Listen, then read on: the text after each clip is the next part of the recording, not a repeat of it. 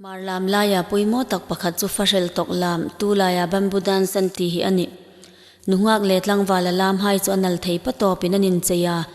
numei chu nan lu chu puna khimin parte moi tak takin an chei hlakani tin laya ap le pu hai kha khopum hu pin umni kha minan chongchen hlaka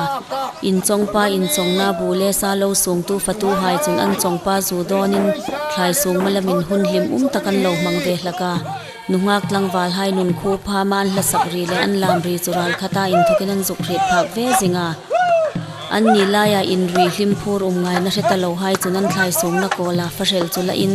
nuhngak le tlangwal hai lam rul chun Fahrel hai chu an lo tet pu ka chunga Fahrel an tet pu chu a phur zul deuh hai in lamin lek pumin an kana chutaka in thok chun Fahreltawklam hi hu so kani an ti